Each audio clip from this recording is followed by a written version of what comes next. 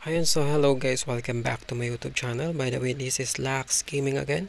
So for today's video guys ay pag-uusapan naman natin ang mga skill books na nabibili sa ating guild shop.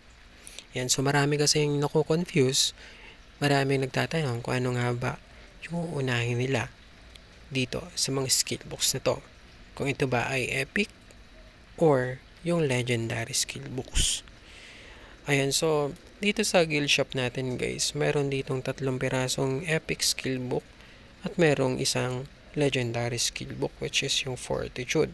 So, yung una nating epic skill book ay nagkakahalaga ng 470,000 guild coins. Yung pangalawa is 490,000 guild coins. Then, yung pangatlo ay 550,000 guild coins. Then, the last one is yung legendary skill book worth 700,000 guild coins. So, ang tanong, ano nga ba yung uunahin natin? So, sa pagpili niyan guys, nakadepende yan sa class natin. May mga class kasi dito sa Night Cruise na mas importanteng unahin mo yung mga epic skill book na yun compare doon sa legendary skill book na yun. So, andito yung mga list ng characters na mas kakailanganin mong bilhin yung epic skill books na yun compare doon sa legendary skill book. So number 1 dyan is yung Archer. Sa Archer meron siyang onslaught na skill, no? Which is yung stats niya, makikita na mo naman dito na skill speed 20%, cooldown reduction rate 10%, MP cost reduction rate 10%, and meron pa siyang range damage na plus 10. And pag nalagyan mo ng weapon proficiency ito, ay magkakaroon ka pa ng increased range accuracy. So, pangalawa naman, after ni Archer, is yung ating Assassin. So, si Assassin, meron siyang Shadow Curtain, no, na skill. Which is, ayan, makikita mo naman yung stats na kailangan mo ng basic damage. So, dito ka kukuha nun. No, meron ka agad siyang basic damage, no, na plus 15 and crit damage na plus 20.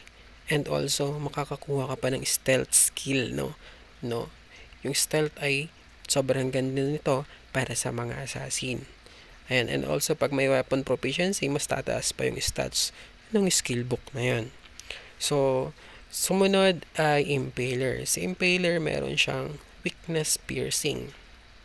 Ayan, so si weakness piercing, ayan, nakalagay naman dito, activation effect.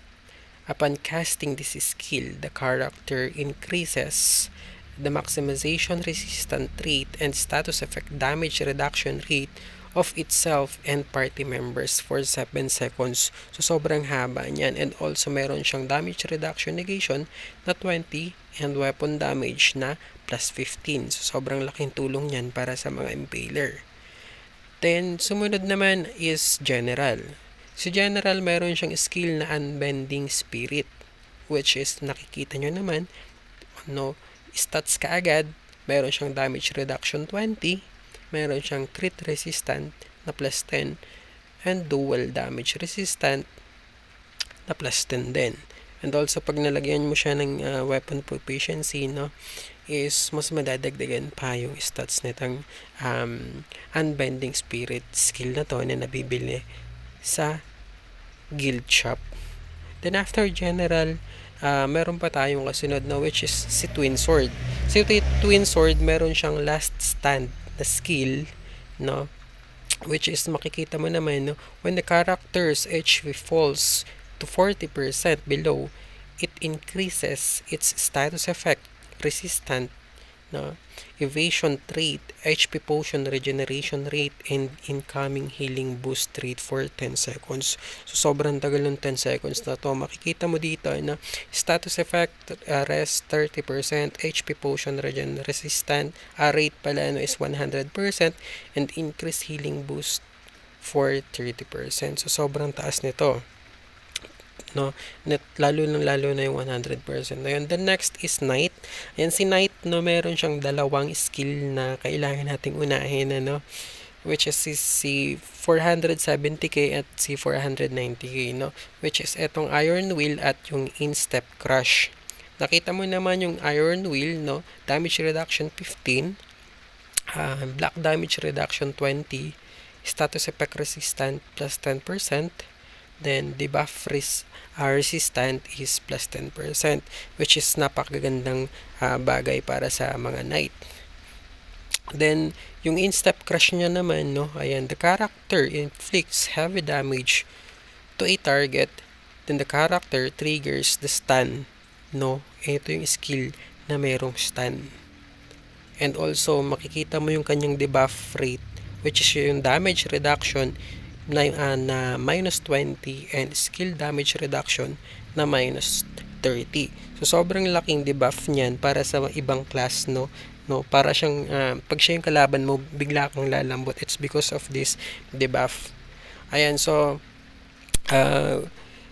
ito lang yung mga tag dito class. Yung ibang class hindi na natin sinama, katulad nung rapier, cleric, and mage. So silang tatlo, meron din silang epic skill book na mabibili sa ating guild shop, pero hindi masyadong kailangan, no? Or hindi kailangan pa din, no? But parang hindi naman tawag dito na hindi na parang need para i-prioritize natin, no, na mabili. It's because more on parang ano lang naman, mga passive buffs lang na hindi naman ganun kalaki yung effect sa character natin, no. Unlike doon sa mga binanggit nating characters like si Archer, si Assassin, si General, si Twin Sword, si Impaler, no, na magaganda talaga yung skill books na yun, no, na kaya sinasabi ko sa inyo na isatabi nyo muna yung legend skill, unahin nyo muna yung mga skill book, epic skill book na yun, no. It's because of that stats na malaking tulong para sa mga classes na yon. So, ayun guys, no, yung pagpili ng skill book na bibilihin dito sa ating guild shop ay nakadepende pa rin niya sa decision mo, no. Ayan, pero ako ngayon, i-aim ko munang makuha siguro itong ating legendary rapier kasing character natin. So, as you can see doon sa mga pinakita nating epic skill book ng rapier nung umpisa, no, halos wala naman masyadong maganda doon. Kaya siguro ang i-aim ko na lang muna dito is yung legendary skill book para kahit papaano natapos na ako doon sa pinakamahal, no, na skill book na nabibili sa ating guild shop, para yung mga susunod ko kahit papaano mas mabilis na lang siyang ipunin. It's because mas mura na siya, no, ng konti compared doon sa presyo ng ating legendary skill book, which is worth 700,000 guild coins. So, for now, meron na ako niipon na 500,000 guild coins na, guys. Ayan, so 200k guild coins na lang. I think mga 3 weeks na lang na ipunan yan, or 4 weeks, no, mabibili na natin yung legendary skill book na yun. So, ayun, no, guys, no, ulitin ko itong video na to ay konting tips lang to, para sa pagpili ng mga skill books na kailangan nating unahin or i-prioritize, kasi hindi naman ganun kadali mag-farm ng guild coins. So, yun. That's all for today's video, guys. I hope to see you again sa ating next video. And bye-bye.